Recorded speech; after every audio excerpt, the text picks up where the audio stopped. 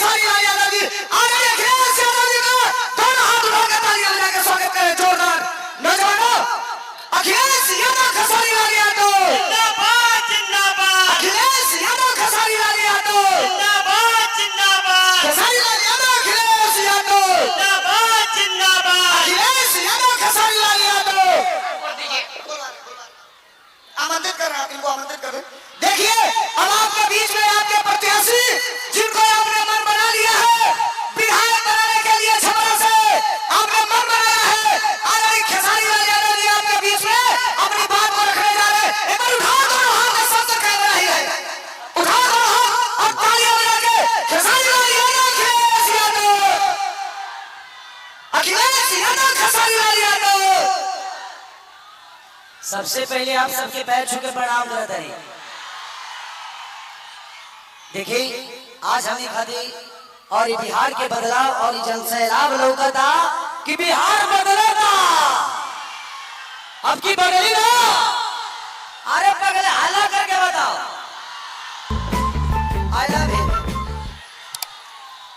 आज हम 15 दिन से न खा तनी न पिया तनी और सुता तनी 2 घंटा। आज मेरे मंच पे हमारे बड़े भाई और ये जितने बेहतरीन नेता है उससे कई गुना बेहतर ये इंसान है। तो मैं चाहता हूं कि अखिलेश भैया के लिए एक जोरदार हल्ला करो ताकि उन लोगों को पता चले कि इंसानियत जिंदा है।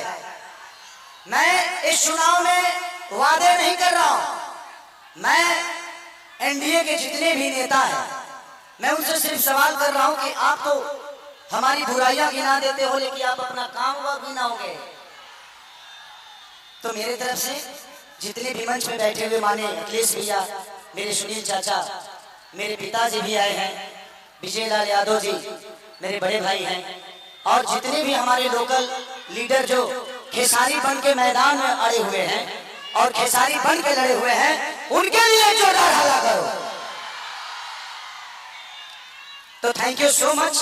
मैं नेता नहीं बल्कि आप सबका बेटा हूं, इसीलिए दिल की बातें कह जाता हूं।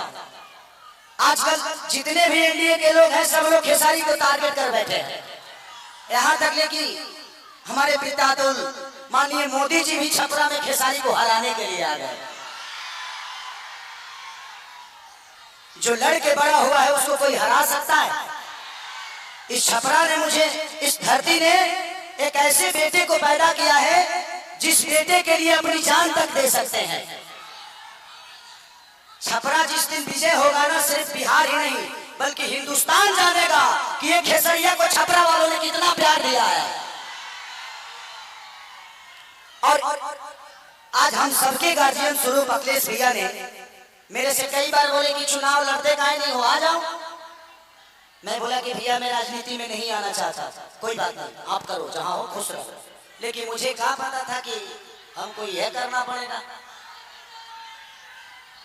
बट कोई नहीं, शायद भगवान को कुछ अलग ही मंजूर है। शायद चाहता था कि खेसारी के आने के बाद ही सरकार बदलेगी। और हम इतने तंग आ चुके हैं कि मोदी चाचा सिर्फ आज से 20 साल पहले गुजरात जो था, आज गुजरात जाके देखिए, गुजरात आज स्वर्ग की तरह दिखता है। तो सिर्फ इंडिया में एक ही शहर है जिसका नाम गुजरात है, और बिहार लावारिस है। बिहार के माँ बाप से उनके बच्चों को दूर भेजने के लिए ट्रेन देते हैं आप, उनके पत्नियों से दूर भेजने के लिए ट्रेन देते हैं, उनके बच्चों की शिक्षा के लिए कुछ नहीं करते। मैं इनसे यही पूछता हूँ कि भाई ये बताइए कि मंदिर बनाइए, मस्जिद बनाइए, गुरुद्वारा बनाइए, सनातन अपनाइए, लेकिन रोजी रोजगार खातिर का ट्रंप को वोट देने जाएंगे? ये क्या बनाइए? हम लोग के लिए फैक्ट्री कौन बनाएगा? हमारे बच्चों के लिए शिक्षा का व्यवस्था कौन करेगा? अब बैठ जाइए। हम यही सवाल कर रहे हैं। जब भी चुनाव आता है, जब भी चुनाव आता है तो इनको सिर्फ जंगल राज ही बताना है। अरे यार, जंगल राज थोड़ी देर के लिए मान लेता हूं कि था, मान लिया, सुन लिया। अरे तो कौन आपसा मंगल राज बना दिए हो इस धरती को? रोज हत्या होता है, लॉ एंड ऑर्डर हमारा बहुत अच्छा है। अरे यार, उस परिवार से पूछना जिस परिवार का आदमी मारा जाता है। सिर्फ एक आदमी नहीं मारा जाता है, बल्कि वो घर का भर की विश्वास था, जिसको मार दिया गया, उसके बाद जिसको जेल में डालते हो उसका भी करियर बर्बाद होता है। तो हमें बीजी कर दो ना यार, हमें काम दे दो।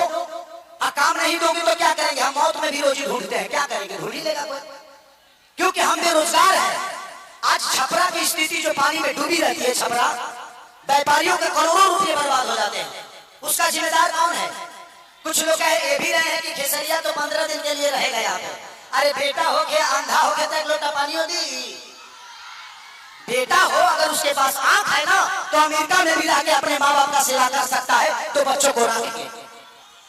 यहाँ के जो स्थानीय विधायक हमारे बुजुर्ग हैं, चाचा है, वो उनका सम्मान है, सीएन गुप्ता चाचा, वो तो 10 साल से शहर में रहे, हम करो घर बता भर पानी में डूबा रहा। तो जब बताइए कि ये नेता अपना इलाज एम्स में कराते हैं, अपना इलाज के लिए बेहतर अस्पताल नहीं बनाए तो हमारे बच्चों के लिए बनाएंगे? इनके बच्चे अमेरिका में पढ़ते हैं, जब ये अपने बच्चों के लिए बेहतर स्कूल नहीं बनाए तो हमारे बच्चों के लिए बनाएंगे? आज 20 साल से एनडीए की सरकार है, कोई बता दे कि एक भी फैक्ट्री हमारे बिहार में लगी है? लगी है? लागल बा? लागल नहीं खे, लोग यहाँ से भागल बा, अब जाके बिहार जागल बा। खेसरिया पागल बा जी। नवा करे एगो हमार बड़ भाई है, मानिए रवि भैया, वाह, वो महादेव है। ये जीते जी तो हमारी जिंदगी को नरक बना देते हैं और मरने के बाद गोरखपुर में स्वर्ग की सीढ़ी लगवा देते हैं। माननीय मुख्यमंत्री योगी जी बैठे हुए हैं और कह क्या रहे हैं, महादेव तुम लोग यहाँ चलोगे तो स्वर्ग में जाओगे। जीते जी तो कुछ दिए नहीं, अब मरने के बाद कौन आदमी हर हर महादेव करके चलता है जी? तो योगी जी को भी समझ रहा है कि किसके हाथ में हम गोरखपुर सौंप दिए यार। हमें जीते जी स्वर्ग चाहिए। ऐसे लगता है कि रावण का काम अधूरा रवि भैया पूरा करने आए हैं। हमारे बड़े भाई मनोज भैया क्या बोल रहे हैं?